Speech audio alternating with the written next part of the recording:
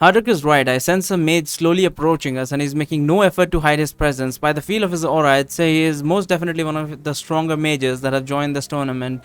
Once we get a good look at him, we see that he is a dark-skinned man in his late 50s with a short grey hair and a muscular physique, and a stern, unforgiving look in his eyes. He's wielding two large swords in his hand, and is wearing leather armor that appears to be heavily enchanted.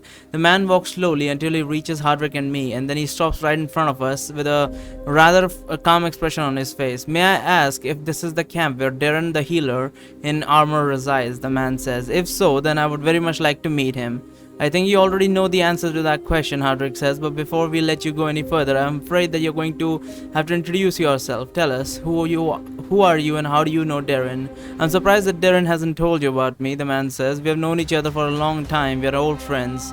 "That still doesn't answer the question," Hardrick says. The man smiles. "Very well. In that case, I will introduce myself. My name is Noldrun. I'm an ex-sage, a renowned enchanter, and a martial arts master. I also am the one who gave Darren his scar." "Oh, it's Darren's master. That's something." Checkpoint reach. "Hey Kate," Hardrick says, "come over here for a second. We have someone that we'd like you to meet." Kate had just gotten out of her tent when Hardrick called out to her. It's now been almost an hour since Darren's old enchanting master made his appearance before us. As soon as we established that he did not come here with the intention to start a fight, we told him that Darren would wake up shortly, and we invited him to join us in a game of Medzek. We spent the last hour playing cards while Noldrun told us various stories about the years he spent teaching Darren martial arts and enchanting magic. The ex-sage agreed to play the game with its original rules, so he's already managed to empty a bottle of dwarven ale in the short time since he joined us. However, he appears to be holding his liquor about as well as Hardrick, since I'm not seeing any signs of him being drunk. "Who is this?" Kate asks as she approaches us cautiously. "Remember how Darren told us that his old master gave him his scar during a sparring session?" Hardrick says. "Well, this is the old master that he was talking about. His name is Noldrun, and he apparently has come here to greet Darren since he hasn't seen him in a long time." "Pleased to meet you, my lady," Noldrun says as he takes a polite bow. "Save your pleasantries," Kate says. "Why don't you say what you really mean? It's not like I'm making any effort to suppress my magical aura at this point. If you're indeed Darren's master, you must also be the one who taught him to fight against banshees." "You must be thinking of Darren's other master," Noldrun says, "the White Mage. You're both ex-sages, so I can see how you might make that confusion. I assure you that I have no qualms with any banshees. As long as you are trusted by these people, I see no reason why I should consider you my enemy." "She's not a real banshee, just so you know," Hardrick tells Noldrun. "She's a woman mage." "Oh," Noldrun says while raising his eyebrow. "Now that is certainly something you don't see every day." "How did you know that Darren would be here?" Kate says. I didn't know that he'd be in this general area," Noldrun says. "I just happened to be close enough to sense his aura to decide to come and say hello." "You just happened to be close enough," Kate says. "So you were just wandering alone by yourself in the middle of the night." "Actually, my camp is not that far from here," Noldrun says. "I wanted to do some scouting of the surrounding area during my night shift, which is why I was doing a patrol around these parts. I do understand how this could look a little suspicious from your point of view, however." "Of course I'm suspicious of you," Kate says. "You don't even have any guarantee that you actually know Darren. What proof do you have that you're really one of his teachers and not just some assassin who was paid to kill him?" "Well, if you want proof, then you can ask Darren himself," Noldrun says. "He's heading our way right now." "Master Noldrun?" Darren says, shocked as he approaches us. "Is that really you? You look so old. The first time we meet in more than 10 years, and this is what you tell me," Noldrun says with a grin as he puts down his cards and gets up from the trunk in order to greet his old pupil. "Maybe you paid me a visit every once in a while, you wouldn't have been so surprised at the sight of my grey hair."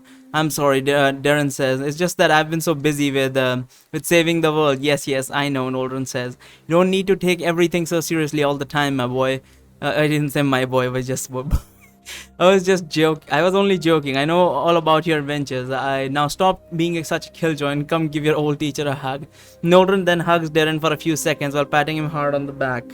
I see that you're still wearing that heavy plate armor of yours, and Noldren says as he releases Darren. Why don't you get tired walking around in this? What's the use of all those fancy moves I taught you? We can't even do half of them due to the weight of your armor. Already told you, Darren says. The armor is the only reliable protection against physical damage that I have. I'm not throwing it away. Who needs to have protection when you can just dodge your enemy's attack? Noldren says. We'll really need to give you a third scar before you learn your lesson for good. Darren says, let's not start this discussion again. We only just got reunited after I don't even know how many years. Should we not be celebrating instead of having a fight? You're absolutely right, Darren, Noldren says. Hold on, let me get another bottle of dwarven ale so we can have a toast. Dwarven ale, Darren says, this hour you can't be serious. What if we get attacked? Of course you would say that, Noldren says. Well, in that case, I'll just clink these 2 bottles and imagine that you're also drinking with me. Cheers, Darren. He clinks 2 dwarven bottles, ale bottle like he said he would. He takes a long sip from one of them. Well, welcome to join me in the toast, of course, if you want, Noldren says, as he looks towards Hardrick, Kate, and me. It's celebration after all. Yeah, sure. Well, it could be a trap, to be honest with you. But sure. Agreed to drink with Noldren. Sure, I'll join. I say, give me the bottle. Good, Noldren says. He hands me the bottle that he didn't drink from. Anybody else? Well, I'm already holding a dwarven ale bottle, so why not? Haldrick says as he joins us, preparing for the toast. I'll pass, Kate says simply. Let us toast then, Noldren says as he raises his bottle while Hardrick and I do the same. Cheers, my friends. Thank you all for keeping my old pupil safe during this tournament. I know that he can be a little hard-headed at times, but he has a good heart. Cheers, Hardrick and I say as we all clink our bottle together and start to drink. What's going on? Flower says as her and Layla are both coming towards us after having been woken up from the noise. Are we having a visitor? Yeah, this is Darren's old enchanting master, Hardrick says. The first time that they're seeing each other in over 10 years, so we're holding a toast to celebrate the reunion.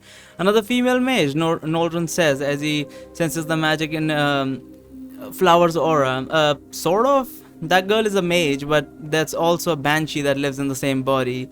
Their names are Flower and Luna. You can tell when the banshee is talking because the girl's eyes turn blue. It's a little confusing at first, but you'll get used to it soon enough. I don't think we should be giving out information left, right, and center, but okay. Right, Noldren says. Pleased to meet you, Flower says, smiling. And this over here is Layla. Hardrick says she's a Lasethi. A what? Noldren says. Hardrick says, I think the locals call them the Ancient.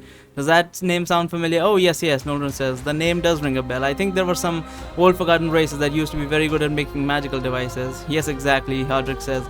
Layla's a descendant of that race. Charmed, Layla writes. Noldren says, not exactly sure how to interpret the floating text in front of her. Oh, I forgot to tell you, Hardrick says. Leela can't talk, she only communicates through writing. So that's what the blue text was about, Noldren says, as he then turns his gaze towards Layla. Pleased to meet you as well. Master, it's not that I'm not glad to see you, but may I ask what are you doing here in Varathia? Darren said, I thought that you were done competing in mage tournaments after all. Well, you know, after I lost my sage title, you mean, Noldren says. You can say it out loud, boy. It's not like I'm going to skulk. It's been 14 years since then. I've moved on by now. Sure, I haven't really been competing as much since then, but this time is different. This Magium tournament has given me an opportunity of a lifetime, so I can't just ignore it.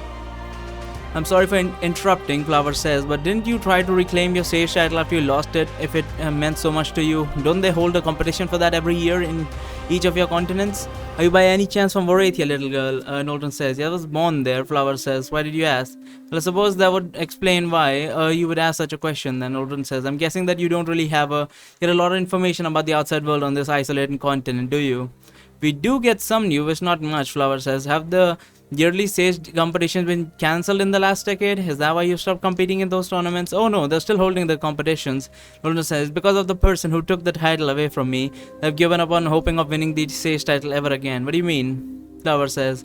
The current 4 sages are unlike any of the sages that have held the title in the last century, Darren says. They're in the league of their own. Usually a sage would not hold a title for more than 2 or 3 years before being dethroned, but 3 of the 4 current sages have claimed their undefeated title for more than a decade. Azarius, the sage of West, has been a sage for more than 30 years. He's practically the face of Western continent at this point. You see his portrait run on newspapers almost every week. None would have expected him to grow weaker with old age, but every year he seems to get stronger instead. I think that everyone is mostly seeing the yearly contest as a formality at this point, and they're all assuming that Azarius will keep holding the title until he dies of old age. I know that you really like Azarius, Darren, but you shouldn't talk only about him, Hodrick says. The other three mages may not have held their titles as long as him. I'd say that their feats are equally impressive. Here we go again with Telmac. Telmac, the Sage of the North, is regarded as the strongest Earth Elementalist of all time. All of the adversaries that he had in the 12 years since he's inherited his title have been nowhere near his level of power. The only one who actually gave me a run for the money was the previous sage, but he's dead now, along with almost every other mage who dared to challenge Halmak to a fight over the years. Then there's Selgrud, the elf. Oh man, don't even get me started on the elf. Did he also keep his sage title for a long time? Flower says. No, but the sage before him did, Hardrick says. He was considered to be on par with the other three long-reigning sages, and everyone thought that nobody could ever defeat him. Then comes this no-name elf out of nowhere. He kills him just like that in less than a minute. Nobody even knows how he did it. He just made an illusion so nobody could see or hear what was happening in the arena. The illusion was over. The sage of the east was just lying on the floor, lifeless. The crowd went completely silent. This happened last year. An investigation we started to figure out what exactly led to the old sage's death, but no evidence has been found so far as of yet. The elf would not say what spell he used, but the common consensus is that he must have used a mind-affecting spell of some sort.